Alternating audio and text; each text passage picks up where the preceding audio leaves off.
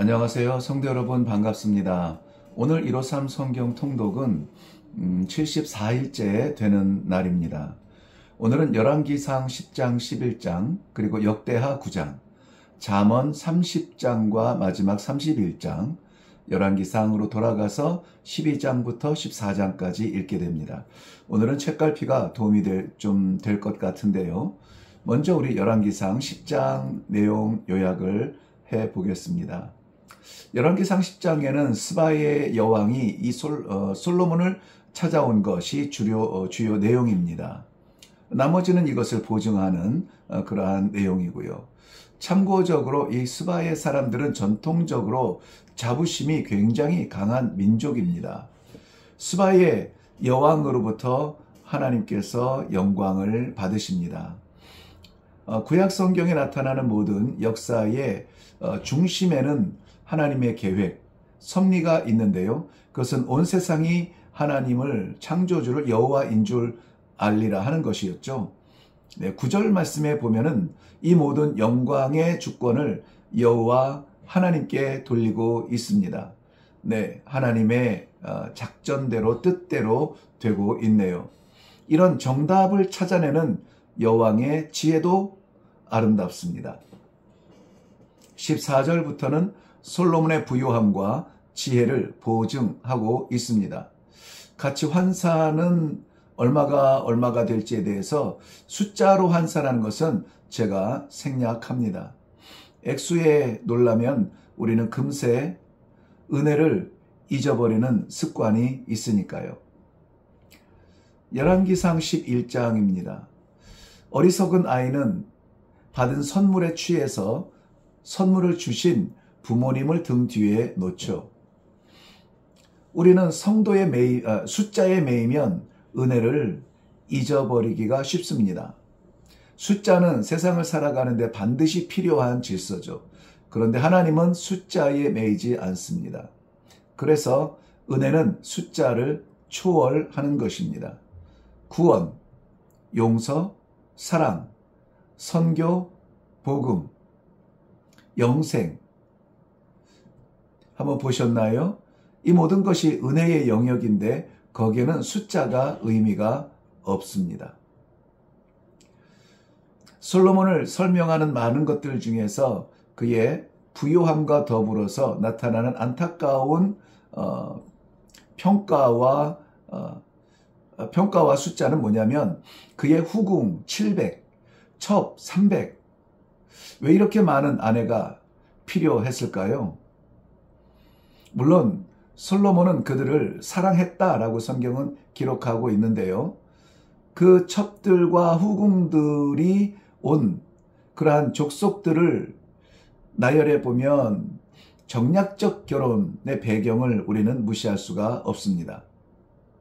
주신 하나님을 잊고 받은 선물만 지키려는 지혜의 조각.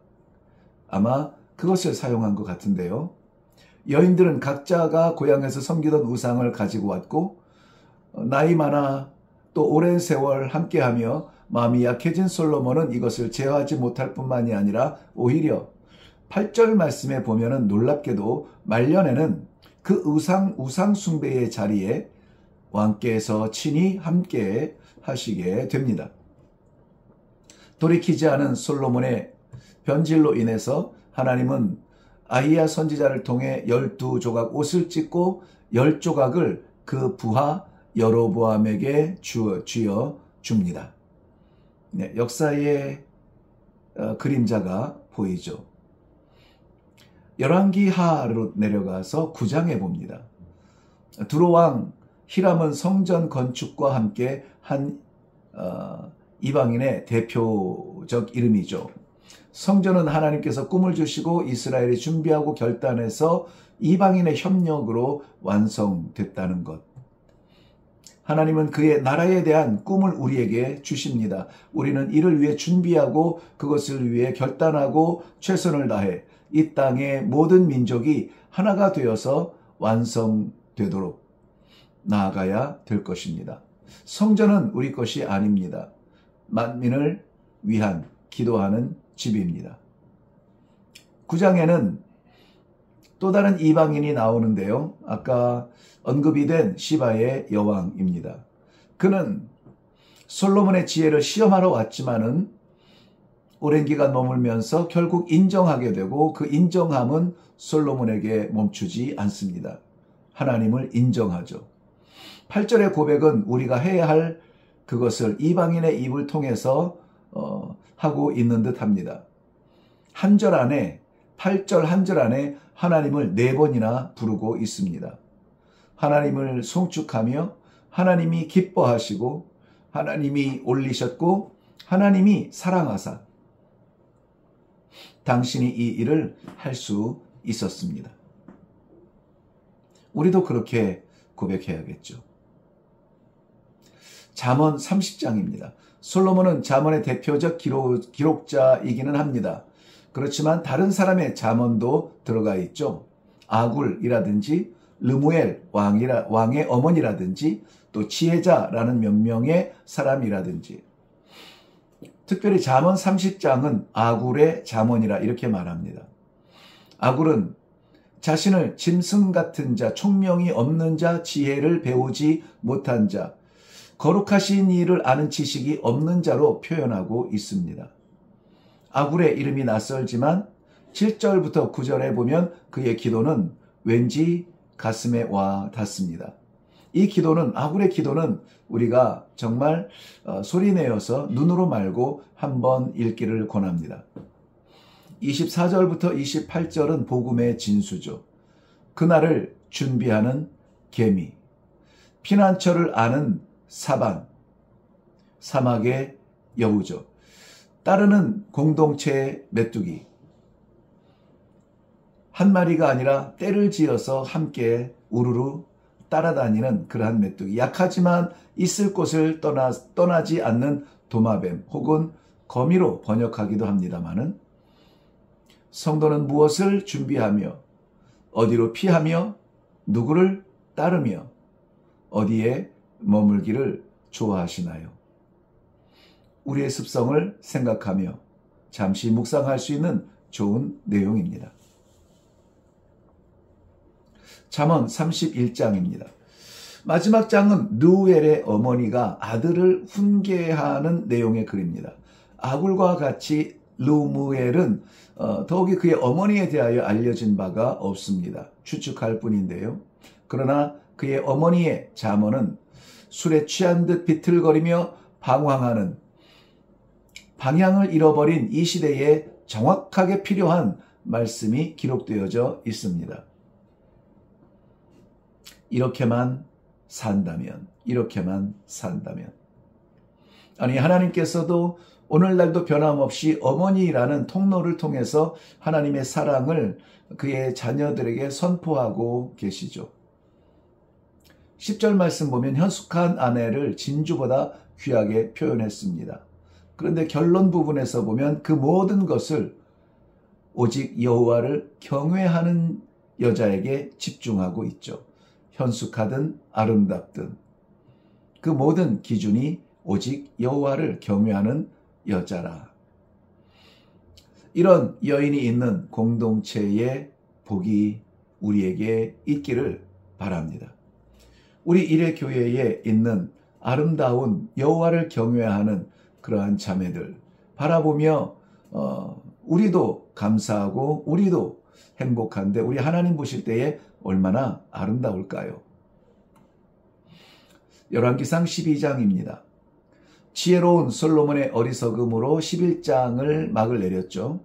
선지자로부터 10조각의 옷을 찢어서 부하였던 여로보암에게 주었고요. 이 말을 들은 솔로몬은 원인은 생각하지 않고 현상만 바라보고 있습니다. 여로보암을 제거하면 불행의 씨앗이 사라질 것이라 아마 이런 생각을 했겠죠. 솔로몬이 죽은 후 아들 르호보암이 왕을 이어갑니다. 그러나 백성들의 원성을 강압적인 통치로 억제하려다가 결국 나라는 예루살렘을 중심으로 남쪽 2지파에 또한 사마리아를 중심으로 북쪽 10지파가 분열이 됩니다. 하나님의 백성들이 쪼개진 것입니다. 문제는 베델과 단에 세운 두 금송아지입니다. 예루살렘 성전에 올라가는 백성들이 마음의 요동을 할까봐 여로보암은 전략적으로 세운 산당이 바로 이 베델과 단에 세운 금송아지입니다. 예루살렘까지 갈 것 없다. 이것이 우리를 애굽에서 건져낸 우리의 신이다 라고 주장을 하기까지 합니다. 이것은 여로보암 자신을 위해, 백성들을 위해 세워진 가짜입니다. 보통 사람들은 제사장으로 세운 보통 사람을 제사장의 혈통이 아니고 일반 사람을 제사장으로 세운 무질서이죠. 33절 보면 자기 마음대로 절기를 정하기도 하죠. 총체적인 허구의 종교성만 남아 있습니다. 사람을 위한, 사람의 질서로 사람이 정한 그러한 분향, 연기만 피울 뿐 하나님은 받지 않으십니다. 네, 그래서 하나였던 이스라엘은 여로보암, 솔로몬의 부하였던 여로보암 중심의 10지파가 북이스라엘로, 그리고 솔로몬의 아들이었던 르호보암을 중심으로 예루살렘, 즉 유다 땅 두 지파가 분리되어지게 됩니다. 열왕기상 13장을 보면 하나님의 사람이라는 표현이 반복적으로 나옵니다. 그가 누구인지는 중요하지 않습니다. 그가 하나님의 사람인 것이 중요한 것이죠. 그런데 26절에 여호와의 말씀을 어긴 하나님의 사람으로 끝나고 있는데요. 비참한 죽음의 결론을 내리게 됩니다. 원인이 뭘까요? 시작은 좋았죠. 왕 앞에서도 두려움 없이 부정의 제단을 책망을 합니다. 자신을 치려다가 말라버린 왕의 팔을 위해 치유의 기도를 합니다. 왕궁의 예물도 만찬도 다 마다합니다. 그런데 18절 말씀 보면 나도 그대와 같은 선지자라. 이 말하는 선지자의 말에 함께 떡을 먹으며 물을 마십니다.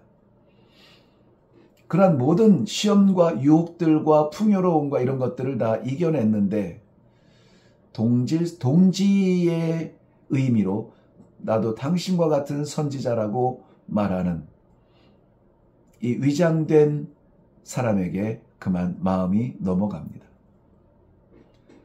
여러분, 가까운 신앙의 동료라도 하나님보다 우선되지는 못합니다.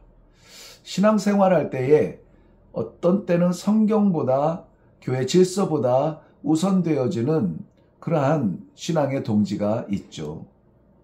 아무개 권사, 아무개 장로, 아무개 집사, 너무너무 좋아. 어쩌면은 가장 위험한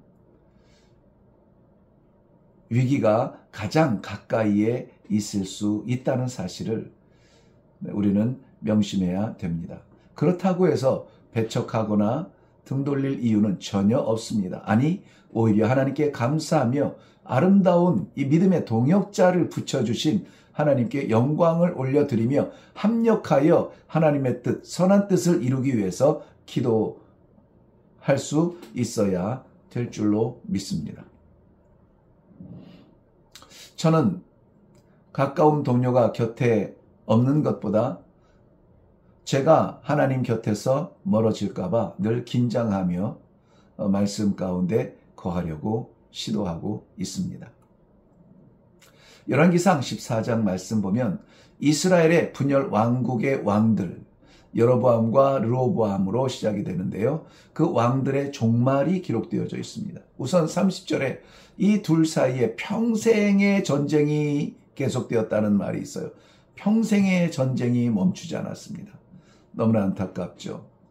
왕이야 아들과 또 부하로 나뉘어졌지만은 백성들이야 똑같은 그 뿌리를 가진 형제들 아닙니까?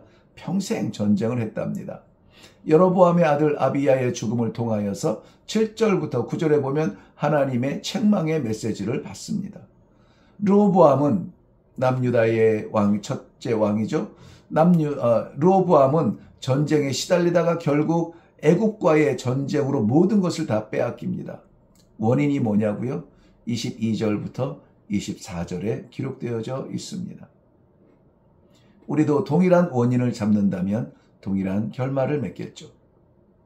이렇게 시작된 북이스라엘과 남유다의 왕조, 그리고 왕들, 10왕들, 오직 두 가지로 평가가 되는데요. 오랜 시간 왕들이 있었지만 하나는 여호와 보시기에 악을 행하였다.